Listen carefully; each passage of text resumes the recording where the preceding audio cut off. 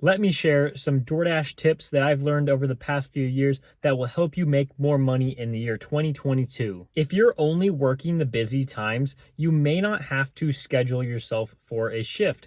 But if you're going to be driving more than just the lunch rush or the dinner rush, you are going to want to schedule yourself. Make sure you're doing this in the Dasher app a few days before you actually plan to work. Now, there is no punishment if you decide to cancel your scheduled dash.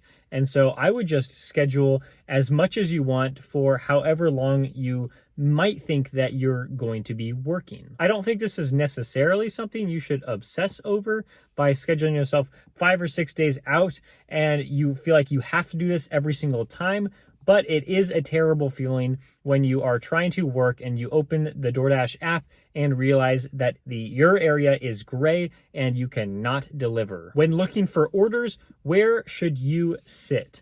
I would say that hotspots are not always a guarantee that you're going to get great orders. On the DoorDash app, they have significantly improved it to the honeycomb feature where you're going to see where it's busy and how busy it really is. The bigger the red area, the busier the area is supposed to be. But just because you're sitting in a highly red area or right under the flame, which is supposed to be the area with the most orders, that doesn't mean you're always going to get great orders. This could mean that a lot of other Dashers see this and they will flock to that position as well to make sure they can try to get a good order. But I would recommend just keeping a list of good restaurants you like to go to and sit by a couple of them. Find an area where you can do that and just see what kind of orders you can get there. I think that's going to be more beneficial than always waiting at a specific hotspot. And who knows, maybe the area that you do like is near the hotspot, and that's okay to do that too. But just make sure that you know that you won't always get the best offers going immediately to the hotspot that DoorDash says will give you orders. Not all orders are created the same. Let's say that you have 2 orders. They're $6.50 each, both going 3 miles. But restaurant A gets their orders ready a lot faster than restaurant B. I would say maybe even reject that offer from restaurant B if you just hate going there and you know they're so slow and you're going to have to wait about 10 to 15 minutes for that delivery. This may sound obvious to some, but I have almost entirely cut out going to the restaurants that I will just have to sit and wait, and that has really, really boosted my earnings.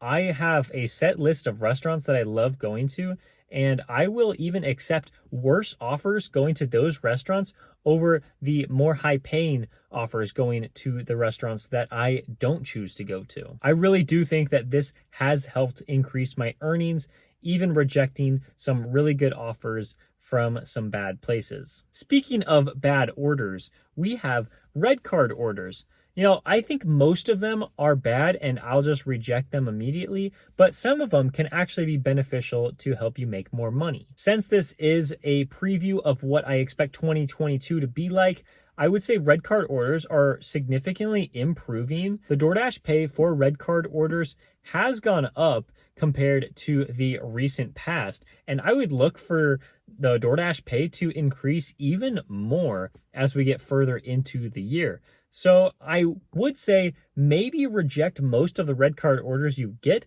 but there's potential for CVS, Walgreens, and grocery store orders to increase their pay in the upcoming months. I don't have inside knowledge about that, but that's just the trend that I've been seeing lately. But make sure you know that these red card orders will probably take much longer to complete than the normal restaurant orders. If you're ever in a situation where you're going to have to wait for your order for an excessive amount of time, or you just decide you don't want to do the order anymore, please take advantage of the Unassign feature. You will want to make sure your completion rate is above 80% to avoid deactivation, but I've found that if you're going to restaurants that normally have orders ready when you walk into the store, you will hardly have to unassign any orders. But if you're ever in this situation, just make sure and hit unassign and move on with your day. However, you will have to realize that the money that you would have made on that delivery is now gone, and all that time you took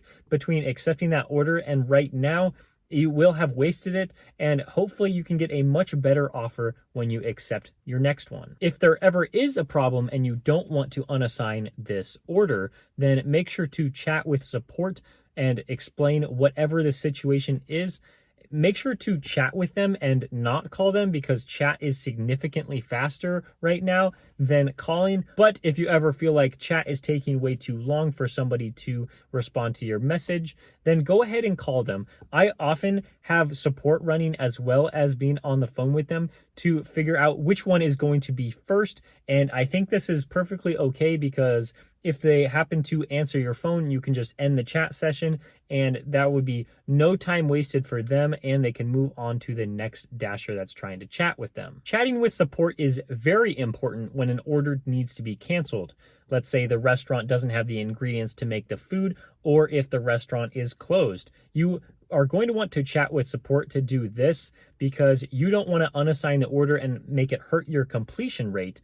You actually want to chat with support, and hopefully you can get paid around half pay for that order. So it helps your completion rate stay higher, and you get some money out of it. I think it's worth the extra couple minutes that it's going to take to chat with them over unassigning that offer. If you've been delivering with DoorDash for any length of time, and especially if you've watched any YouTube videos about DoorDash, you'll realize that DoorDash is a somewhat shady company. Now, almost every delivery I ever do just goes seamlessly and there are really no problems, but you will have to look out for the potential that they have to steal the tips from you or DoorDash pay from you.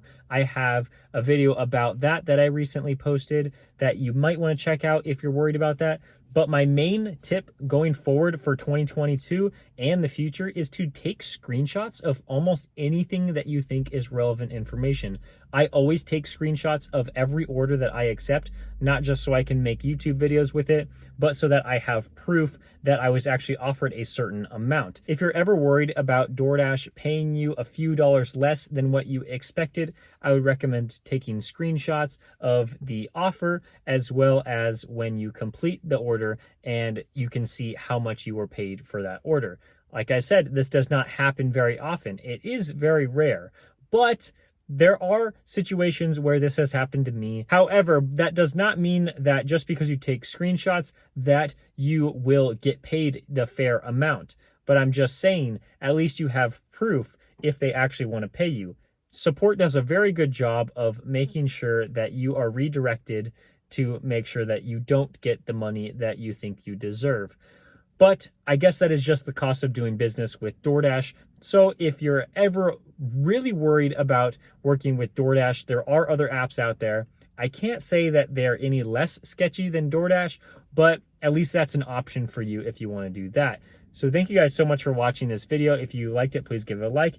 If you've been enjoying the rest of my videos, please subscribe. Please check out any other videos you want on my channel, and I'll see you next time.